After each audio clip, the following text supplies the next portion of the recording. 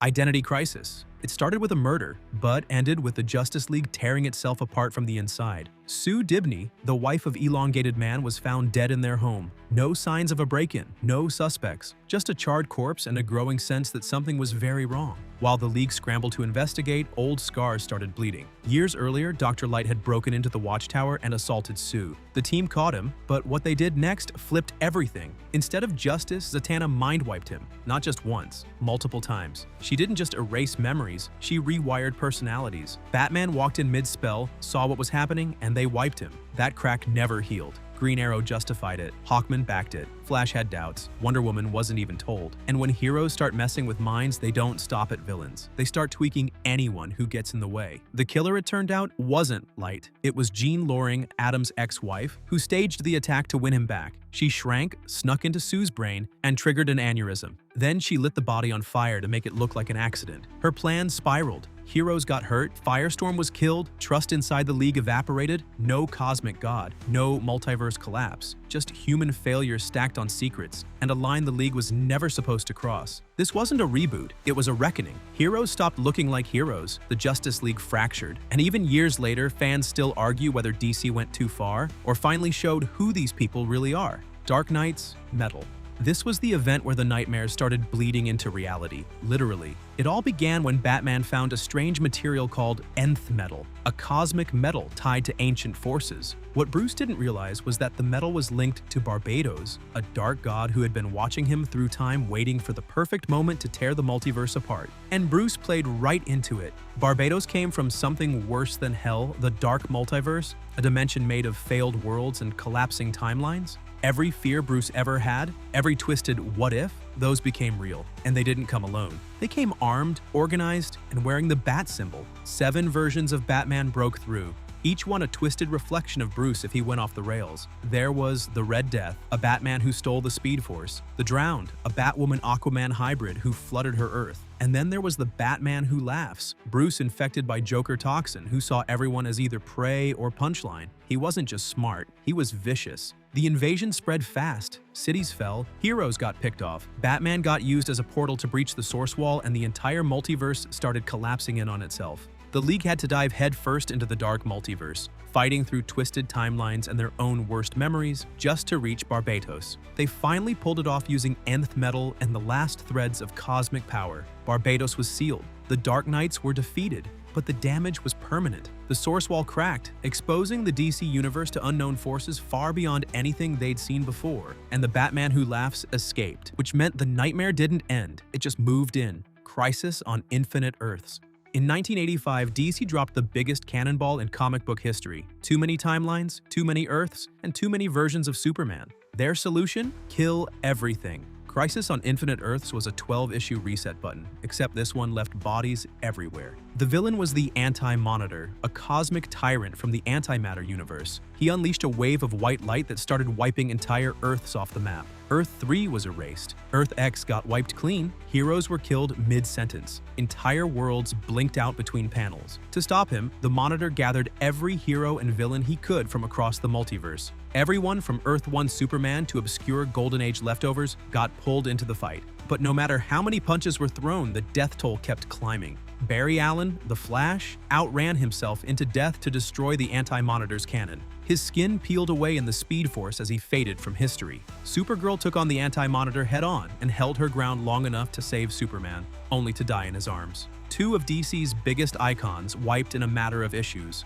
As the crisis spiraled, DC made the call. Collapse every surviving Earth into one. Earth 1, Earth 2, Earth S, Earth X. They fused it all into a single timeline. No more multiverse, no more duplicate characters, no more confusion. Supposedly, the fallout was massive. Some heroes remembered the old worlds, others didn't. The Justice Society was retired, the Golden Age Superman was erased entirely. And from that moment on, every new story in DC had to fit this cleaner, tighter universe. But the cracks showed fast. Some characters had no place in the new timeline, some origins didn't line up, and DC spent years trying to patch holes they had created themselves. They didn't just delete history, they broke it, and it would never fully heal.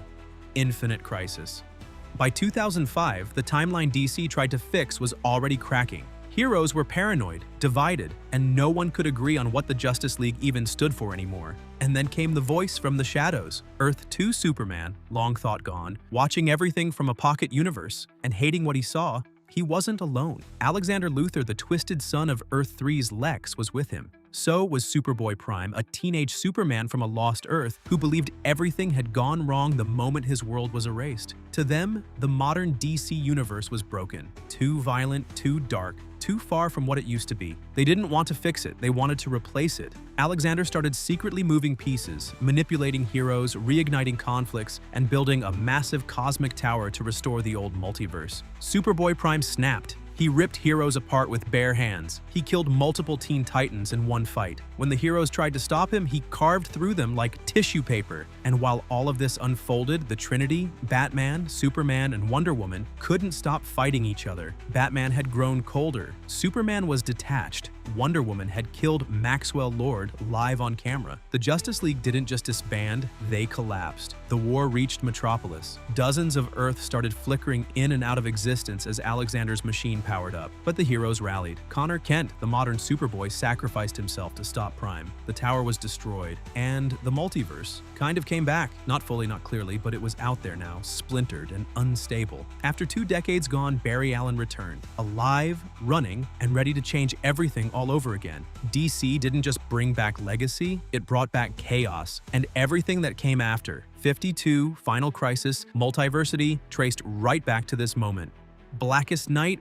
The dead didn't stay dead, they got recruited. In 2009, Blackest Knight dropped and flipped the entire DC universe into a horror story. Corpses came back with power rings, former heroes, old villains, loved ones, all under one command: erase all emotion. It started with Necron, the embodiment of death, tapping into the Black Lantern cores. Instead of resting in peace, the Fallen were turned into weapons, fully reanimated and fueled by the memories of who they were. They didn't just attack with fists, they dug into regrets, guilt, and grief. Martian Manhunter came back, so did Aquaman, Elongated Man, Maxwell Lord, and dozens more. They remembered everything, and when they spoke, they cut deep. Victims froze mid-fight, not from fear, but from a heartbreak. The core lanterns couldn't stop it. The green ones weren't enough. So DC lit up the emotional spectrum. Red for rage, blue for hope, indigo for compassion, violet for love, orange for greed. Each had their own core. Some worked together, some didn't. Eventually, the only way forward was unity. Hal Jordan had to unite every lantern color, including villains like Larfleeze and Atrocitus, to form something new. The White Lantern, the only thing strong enough to bring real life back. Barry Allen played a huge role. He outran death again, buying time while the rest of the League regrouped. In the end, Necron was overpowered, the Black Rings disintegrated, and a shockwave of resurrection hit the battlefield. Heroes came back for real. No strings, no conditions. Maxwell Lord, Hawkman, Firestorm, Aquaman, they all got their lives back, but not everyone saw that as a win. Death had been cheapened. The rules had changed. The emotional stakes of every future story would now carry baggage, because in DC, death used to mean something. Final Crisis. It started with a corpse. Orion, the son of Darkseid, was found dead in a Gotham alley. A new god, murdered. That wasn't a mystery, it was a warning. Darkseid had fallen through the multiverse, crashed into Earth, and taken it over from the inside. He didn't march in with an army. He infected the planet with the anti-life equation, stripping everyone's will and turning the world into a hive of mindless slaves. Friends turned on each other. Civilians became soldiers. Free thought stopped overnight. And in the middle of the collapse, Batman did what no one else could. He loaded a Radion bullet, walked up to Darkseid, and pulled the trigger. The shot landed. Darkseid's body crumbled, but he fired back and hit Bruce with the Omega Sanction, trapping him in time and erasing him from the board. One move, 2 casualties. While the planet was breaking apart, Barry Allen came running out of the Speed Force. He'd been dead since Crisis on Infinite Earths. Now he was back and running for his life, trying to outrun death itself while carrying a sliver of hope. Superman went cosmic. He retrieved the body of Lois Lane and traveled across time and dimension to build a miracle machine, a reality warping device that could rebuild everything. As existence collapsed into a black void, Superman sang a single note powered by every frequency of life. That note rewrote reality and forced Darkseid's lingering essence into nothingness. Batman was gone. The League was fractured, time was unstable, and nobody, not even the readers, fully understood what had just happened. Critics called it brilliant. Others called it unreadable. But one thing stuck. DC had officially gone full multiversal. Flashpoint.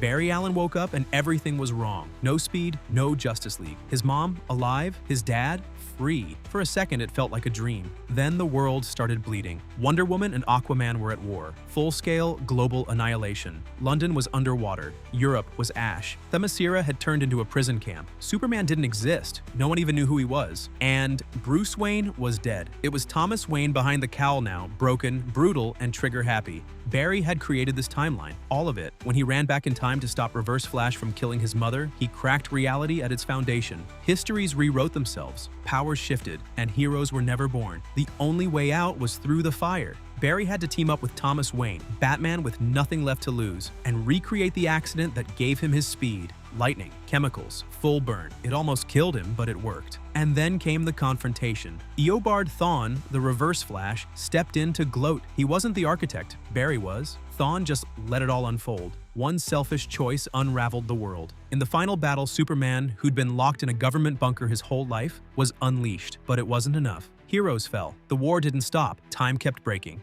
Barry ran again, and this time, he let his mother die. And with that, the timeline snapped back. Almost. The world was patched together, but not the same. The New 52 was born. New origins, new costumes, new continuity. Years of history got compressed, rewritten, or erased. Everything that came before was wiped clean. 0 hour. It all started with a city gone. Coast City, home of Hal Jordan, was obliterated in Reign of the Supermen. 7 million lives erased by Mongol and the cyborg Superman. Hal couldn't handle it. He begged the Guardians to bring it back. When they refused, he snapped. That's how Parallax was born. Hal Jordan, the greatest Green Lantern, killed the Corps, stole all the power from Oa, and disappeared into the time stream with one goal: erase everything and start over. Then came the distortions. Heroes aged backward or forward in seconds. Events overlapped. People vanished mid-conversation. Dinosaurs showed up in the present. Gotham flickered. Metropolis stuttered. The timeline was collapsing, and nobody knew why. That's when Extant showed up, a corrupted version of former hero Hank Hall, Monarch. Extant hijacked the time stream to become a god, but he was just the distraction. The real architect was Hal. When the truth hit, everything spiraled. Hal didn't want power. He wanted to reboot existence, wipe out the past, smooth out every inconsistency, and rebuild a perfect DC universe where no one had to suffer the way he did. The final battle happened at the vanishing point where time runs out. Every era collided. The Justice Society, the Legion of Superheroes, even time travelers like Wave Rider jumped in. Superman tried reasoning with Hal. It didn't work. What stopped him wasn't a speech. It was Jay Garrick, Alan Scott, and the last fragments of history forcing one final stand. Hal lost, but time didn't fully reset. It staggered forward. Some characters were gone. Some were rewritten. Some stories just didn't make sense anymore. But the timeline moved on, battered, scarred, and stitched together with editorial tape. 0 Hour wasn't about killing the multiverse. It was about erasing the very idea of consequences, and how even heroes can fall when they think they know better than time itself. And that's all of them. Every major crisis DC's tried to bury, rewrite, or clean up after. But history remembers, and so do the fans. Now to you, what do you think happens when the next crisis isn't about fixing the universe, but breaking it on purpose? Share your thoughts in the comments section below as you leave a like, subscribe, and turn on the notification bell for more amazing videos like this one.